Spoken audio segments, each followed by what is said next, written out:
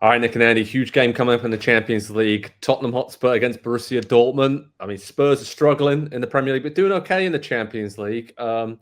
Pushing for that top 8 finish where they can get straight through and avoid the playoff round for the last 16. Nick, what do you make of them at the moment? I mean, this tournament's been a bit of a respite for Thomas Frank, and I'd still make them the favourites in this game, given everything that's gone on. What do you think?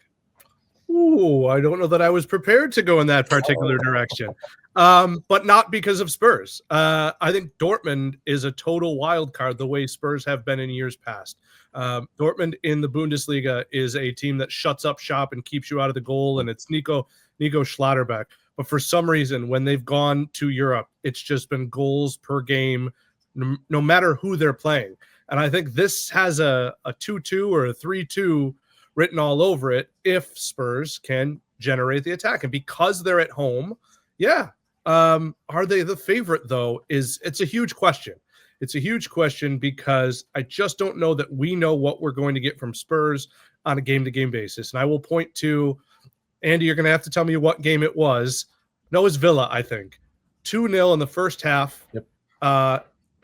What do they say over there in England, Joe? Schoolboy defending, like no effort on the goals that went into the halftime break, came out, and looked like a team that could compete for the Premier League over the final 45 minutes. And that, to me, is the mystery of Spurs right now. And I just don't know what I'm going to get from them. And so should they win this game at home? I think so. Will they? Yeah, I don't know. Andy, it's weird, right? Because obviously you're a resident Spurs fan and expert here at PST. I mean, 2 wins in the last 12 in the Premier League tells its own story. But the Champions League, I mean, their only defeat, correct me if I'm wrong, has been away at Paris Saint-Germain so far in the league phase. So they've been okay. And I just feel like Thomas Frank, the way he plays, it's going to be, I think he's going to be cautious in this game, and it may be quite tight. But I think that suits Spurs and these kind of one-off, and they showed it last year. This group of players rise to the occasion for these one-off Europa League games. And like Nick mentioned, for 45 minutes, they can look like world beaters, but maybe just the intensity of European action isn't quite the same for the whole 90 minutes as a Premier League game is. And I think this suits this Spurs team quite well. I think that's why they've done better than expected in this competition. If you look at some of the teams that are above in the table, but this is a great test for them of where they're at, because Dortmund have been doing really well in the Bundesliga this season. Yeah. I don't really want to talk about the state of Spurs at the moment. Fair enough. One of you guys, tell me, are Dortmund the German Spurs or are Spurs the English Dortmund? Because I've always seen so many parallels between these clubs, and for a lot of the things that Nick was pointing out. I just want to see effort from the team. For 90 minutes would be really awesome. And it's that sounds simple, but it's not been simple like that for this team this season. And I think there is some, I don't know if it's confusion or just a mismatch of ideas from the coach to the players and what their strengths are and what their weaknesses are. And you talk about weaknesses, and it's obviously the midfield, and it's been a problem all season. And I think everybody could look at what the squad was and then the business that they did in the summer, bringing in João Palhinha, who's a great destroyer and ball winner, proven in the Premier League for a club like Fulham.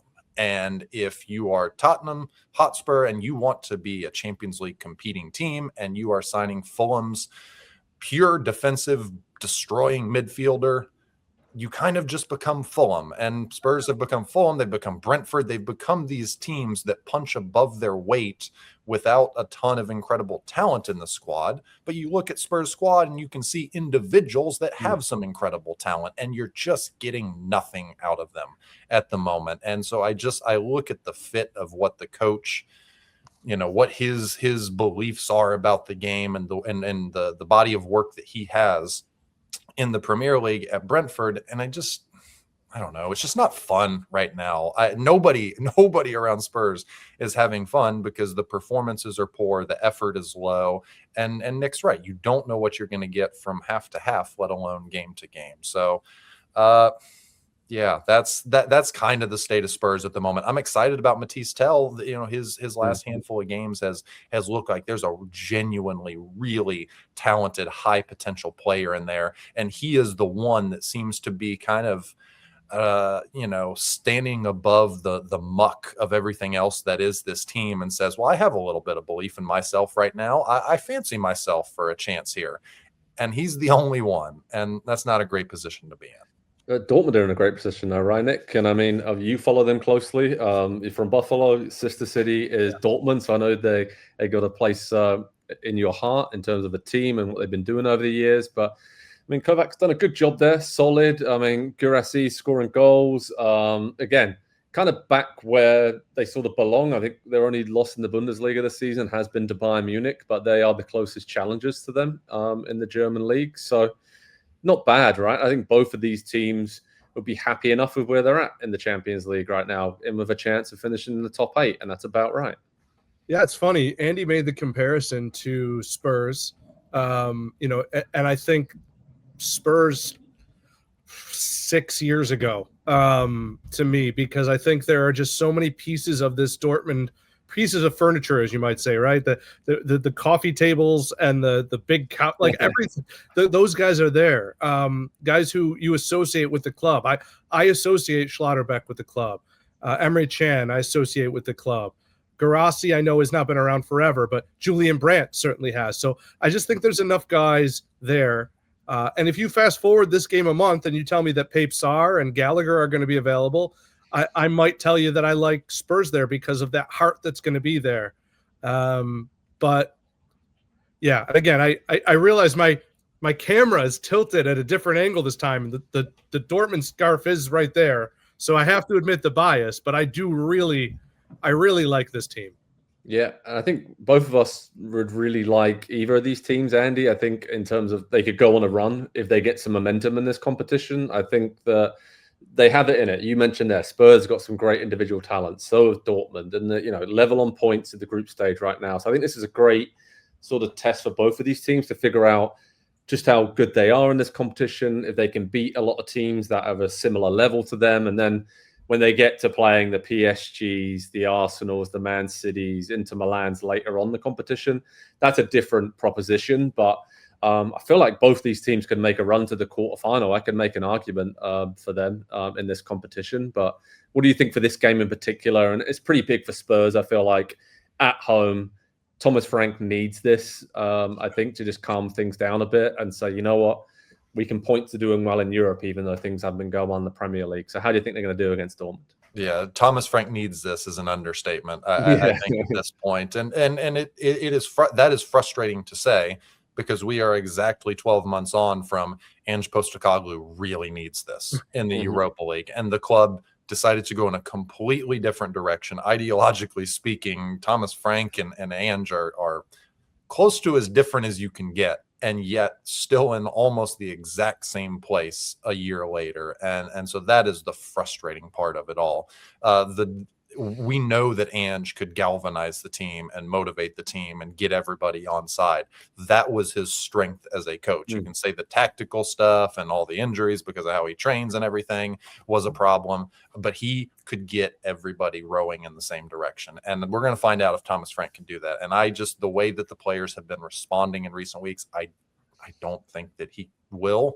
And I think Dortmund win this one. I do. Spurs are dreadful at home. They really are. And the pressure that then gets created on them when they're playing badly at home, it just compounds so quickly. And I don't think the squad has the mental strength to deal with that. And so all that to say 2-1 to Dortmund, but it's probably another kind of feckless effort from Spurs and just more whatever from them. I'm going 2-2, Nick. Okay. I think I could see, like you said, a lot of goals. I think both teams are going to just circle this as, hey, we'll go for it. There's only a couple of games left in the league phase. Let's try and seal our spot. So I think it's going to be open and just probably a few mistakes defensively. But I do think that it's going to be 2-2. And Dortmund, I guess, would be happier with that than Spurs.